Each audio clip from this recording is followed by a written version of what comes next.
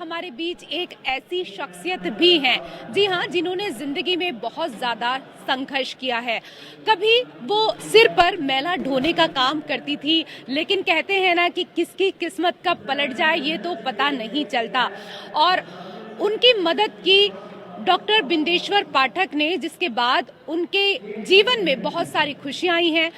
पद्मश्री उषा चोमर इस वक्त हमारे साथ हैं। उषा चोमर जी, बहुत बहुत स्वागत है आपका हमारे खास कार्यक्रम में। आगे आ जाइए। उषा जी, आज जो कार्यक्रम हो रहा है, सबसे पहले हमारे दर्शकों को इस कार्यक्रम के बारे में बताएं। देखिए, जो कार्यक्रम हो रहा है बहुत ही अच्छा हो रहा है। ये कभी नहीं हो जाता, पहली बार है जो ये कार्यक्रम इतना बड़ा हो रहा है। तो हम लोगों को बहुत ही अच्छा लग रहा है, क्योंकि साफ सफाई पे भी है। और जैसे कि हम लोग तो पहले मेला ढोने का काम करते थे, हम लोगों ने एक काम छोड़ा मेला ढोने का, तो आज देखिए हम लोग भी इसमें जुड़े हुए हैं सुलभ इंटरनेशनल में। और मुझे अभी हाल में पद्मश्री मिला है, क्योंकि पहले मेला ढोने का काम करती थी तो कभी हम लोगों को मान सम्मान कभी नहीं मिला। लेकिन आज के डॉक्टर पाठक जी के वजह से, सुलभ की वजह से मुझे पद्मश्री मिला है। तो मैं तो ये कहती हूँ मेरा बोर्ड नहीं है, उन्हीं का है, डॉक्टर पाठक जी का, क्योंकि बहुत ही महान आदमी है। उन्होंने स्वच्छ और सफाई की बात हर बात करते हैं। ये कहते हैं देश के पहले प्रधानमंत्री जी हैं जिन्होंने सोच और सफाई की बात की है। और डॉक्टर पाठक तो कम से कम 50 वर्षों से इस कार्य में लगे हुए हैं कि हर जगह पर शौचालय बनने चाहिए और साफ सफाई बिल्कुल रहनी चाहिए। अच्छा, आपकी अगर कहानी को लेकर बात की जाए तो आपकी कहानी फर्श से लेकर अर्श तक की कहानी है। कभी आपने सोचा था कि हम सिर पर मैला ढोते हैं, और कभी ऐसा भी होगा कि जिन राष्ट्रपति के हाथों आपको पद्मश्री मिला, उन्हीं के बराबर में आप कुर्सी पर बैठेंगी। डॉक्टर बिंदेश्वर पाठक जो कि पद्म भूषण से सम्मानित हैं, और अब डिमांड की जा रही है कि उनको भारत रत्न भी मिले। तो ऐसे देश के विद्वान लोगों के साथ, ऐसे दिग्गज लोगों के साथ आप आज बैठी। कभी जिंदगी में ऐसा सोचा था कभी ऐसा समय भी आएगा? नहीं, मैंने तो कभी सपने में नहीं सोचा था कि मुझे पद्मश्री मिलेगा। और जिन्होंने मुझे पद्मश्री दिया था, उनके खुद के हाथों से मैंने लिया था, वही स्वयं यहाँ पर आके बैठे राष्ट्रपति जी। और मुझे इतना अच्छा लगा रहा है उनके बराबर में बैठी, और इतना मुझे अपने आप में इतने गर्व महसूस कर रही थी मैं कि इतना अच्छा लग रहा था कि एक मेला ढोने वाले के लिए इतना इज्जत और सम्मान मिला।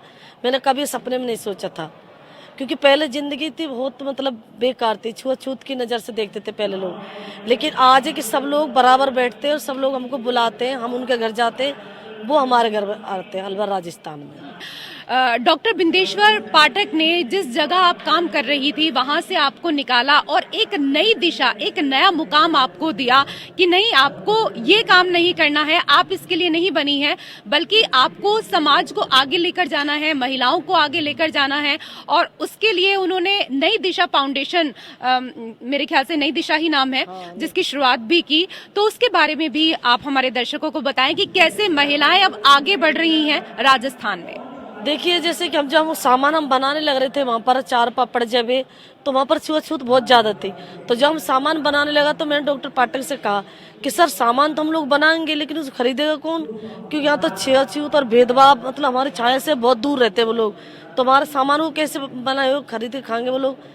तो डॉक्टर पाठक ने कहा तुम सामान तो खरीदो, सामान तुम्हारा मैं खरीदूंगा, सुलभ खरीदेगा। आज वो तो आज तक खरीद रहे हैं, लेकिन जिन्हों के घर में शौचालय साफ करती थी, आज वही लोग हैं जो सामान बना रहे हैं और वो खरीद के खाते हैं। तो कहीं हम लोगों को समाज की मुख्य धारा से डॉक्टर पाठक जी ने जोड़ दिया। अब मुझे वैसे समाज से कोई शिकायत नहीं है, क्योंकि हम लोग हर जगह जाते हैं, बिल्कुल मान सम्मान की जिंदगी जीते हैं। अब ना किसी से कोई शिकवा है, ना किसी से कोई गिला है। लेकिन आपने भी सोचा होगा ना कि जिस तरीके से मेरी जिंदगी जो है वो तो खुशहाल हो गई, बाकी जो महिला हैं उनकी जिंदगी भी मुझे खुशहाल करनी है। किसी ने मेरा हाथ पकड़ा, मुझे भी कई लोगों को हाथ पकड़कर उनको आगे बढ़ाना है। तो महिलाओं के लिए आपने क्या कुछ सोचा है, और क्या कुछ फ्यूचर प्लान अभी आप लोगों के हैं? देखिए, महिलाएं क्या सोचती हैं कि सिर्फ हम लोगों को घर में रहना, घर में अपने बच्चे उनका पालन पोषण करना, अपने पति की सेवा करनी, अपने घर का काम करना, बस ये सोचती है। लेकिन मैं नहीं, मैं ये सोचती हूँ कि लेडी से बाहर निकले। बाहर निकलने से बहुत कुछ सीखने को मिलता है, बहुत नॉलेज आती है बाहर सीखने से। जैसे कि हम लोग पहले नहीं जाते थे, हम लोग को कुछ पता ही नहीं था कि बाहर कैसा है, कि जरूर थोड़ी नहीं है कि हम लोग घर का ही काम करें। देखिए, तुम विदेश में लड़कियां, लेडीज कंपनी चला रही हैं, एरोप्लेन चलाती हैं, पूरा अपना जैसे कि उनको होता काम, पूरा अपना काम करते हैं लेडीज से। तो हमारे इंडिया में क्यों नहीं कर सकते? अब मेरा तो थोड़ा सा इतना पावर नहीं है मुझे कि मैं तो ये सोचती हूँ कि अपना इंडिया को लंदन और पेरिस बना दूँ। साफ सफाई के बारे में वो कहना चाहूँगी, क्योंकि वहाँ पर देखिए जो डस्टबिन होते हैं ना कूड़े के, वो भी ऐसे लगते हैं जैसे तो खाने का कोई सामान रखा होगा इसमें। जो कचरे के डस्टबिन होते हैं, हम लोग क्या करते हैं, अपने देश को खुद ही गंदा करते हैं।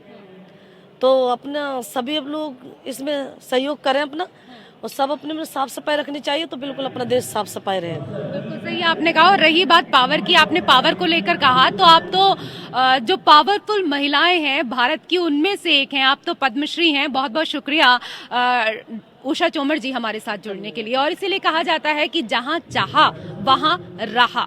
रास्ते तो बनते ही जाते हैं, बस आपको जो अपनी मंजिल है वो तलाशनी होती है कि आखिर आपको कहां जाना है। कैमरा पर्सन इमैनुअल के साथ मैं रेशु त्यागी, एपीएन न्यूज।